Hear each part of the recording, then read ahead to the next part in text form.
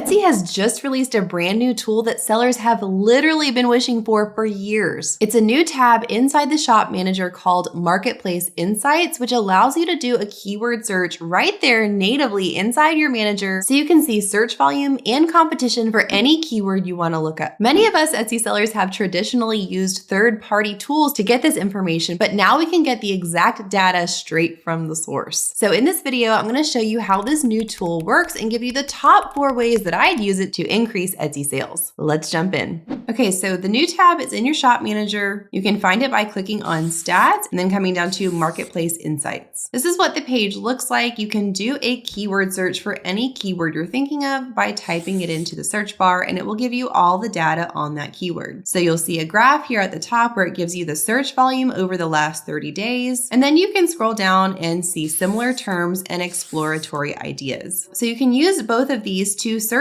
through similar phrases to the one that you typed in. It'll give you results for things that are similar but maybe slightly different or have a word or two added to them or changed. So for this one, I typed in nursery wall art, and it's giving me all of these different variations and related keywords here. I can see the number of searches and search results here. I can also see this information up here on the graph. If I'm just interested in only the phrase I typed in, I can see that this term nursery wall art has over 21,000 searches on Etsy in the last 30 days, which is really good search volume, but it's also got really high competition. So this number right here, 1.6 million, is telling me that that's how many listings are on Etsy that are using this keyword phrase in their listing. So in general, I want to try to find a keyword phrase that is still accurate to what I'm selling, but has a combination of high search volume and lower competition. That's where I can scroll down and use these different keyword phrases to compare. We'll get more into this in just a minute, but I wanted to also show you when you keep scrolling down, it'll say conduct competitive research, and it'll show you the different listings that are coming up when someone types in that keyword phrase. These are the ones that are being shown in the search results. This is a great way to just do some quick competitor analysis to look at the different listings that are already out there in the market in this niche.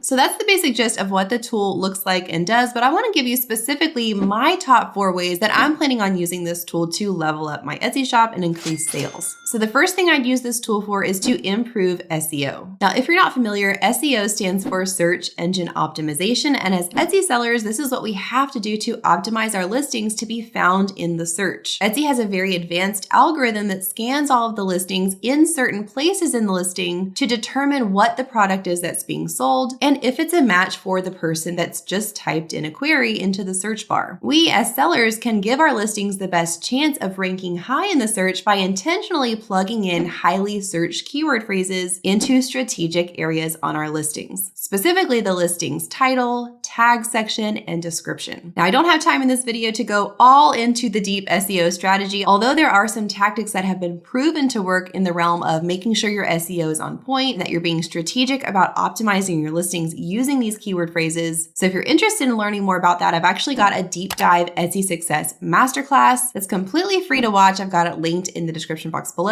So feel free to hop over and watch that after you're done here watching this video if you want to take a deeper dive, not only into Etsy SEO, but also my whole 5-pillar success system that brought my personal shop to multiple 6 figures. But for using this tool specifically, what I would do is if I'm wanting to validate certain keyword phrases that I'm thinking of plugging into my listing, whether it be in the title or the tag section or the description, I'm going to type it in here to see, number 1, for that specific phrase, how many searches and search results it has. And then I would scroll down to this similar terms list. So I typed in nursery wall art here. It does have high search, but also really high competition. I want to maybe find something that's a little more niche specific rather than just the broad term of nursery wall art. So I can see the next one down says boy nursery wall art, and the one below that says girl nursery wall art. For the boy nursery wall art, it's got over 2,000 searches, which is still really good, but you can see a lot less competition than just the broad nursery wall art. This is a great way to just go through and identify more specific long tail keyword phrases that aren't quite as broad and general that you could target to break through easier and have less competition. Now, the second thing you can use this Marketplace Insights tool for is to conduct competitor research. Like we saw, if we scroll down, we see all of the different competitor listings that are showing up in the search and ranking for this term nursery wall art. So if this is a niche I want to sell in, it would be a great idea for me to come in here and just see what's already on the market, get an idea of what trends and styles are selling really well. I can see there are bestseller badges on some of these, so this gives me a clue as to which listings are consistently selling really well on Etsy. So I can take some inspiration from seeing the different styles. Immediately I'm noticing in these bestseller listings for nursery wall art, there's a lot of geese showing up. There's a lot of simplistic vintage kind of styles. A lot of these are featuring more than one print. Some of them are bundles. Some are a listing for a whole gallery wall. A lot of them have text included. So this is the kind of research I can just quickly do by scrolling through these, and I can also see the price points. So I can get an idea of what might be a healthy price point as I start to create my listing. I can also take a look at the listing titles to see what keyword phrases people are including in these. And if I want, I can click here where it says show full search results to see even more of these listings that are ranking for this keyword phrase. All right, the third thing you can do with this tool is to identify potential products. Like we talked about earlier, our goal when we're doing this kind of research is to try to identify keyword phrases that have high search volume in combination with low competition. So again, looking at these similar terms, when I look at the boy nursery wall art, I can see it's got 2.4K searches per month, which is more than the girl nursery wall art only has 1.9K. But when I look at the competition, so how many listings would be competing with me in this niche, there's less for the boy nursery wall art. So this tells me if I'm still trying to decide what type of product I might want to sell in this niche, it would be smarter to go with a boy nursery wall art than a girl nursery wall art because there is more search volume for it, but less competition. That means if I go with the boy nursery wall art, I'm going to be able to break through and be discovered a lot quicker because I have less listings to compete with. Now, doing this kind of research also might spark some inspiration for something you hadn't even thought of before. So a little further down on this list, I can see one that says Christian nursery wall art. That one has 831 searches. So even though it's not over 1,000, it's still 831 people that are actively searching for this on Etsy, which is great. And it has a lot less listings, so a lot less competition. So looking at some of these phrases can spark some inspiration. Maybe I would have never thought to offer that before, but now I see, oh, that could actually be a really promising niche to get into.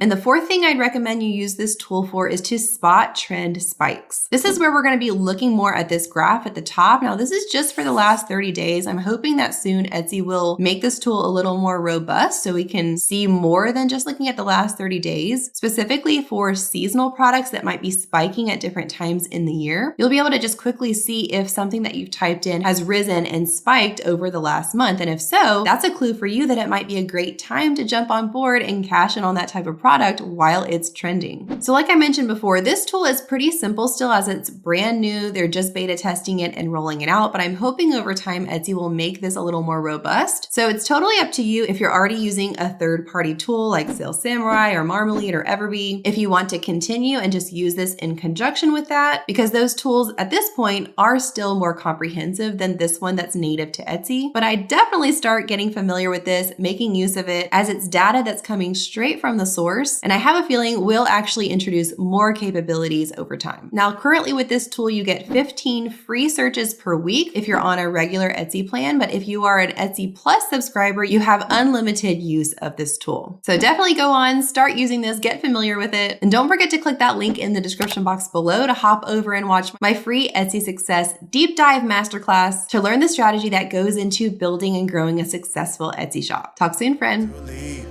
Already packing, come with me. I'm not really asking.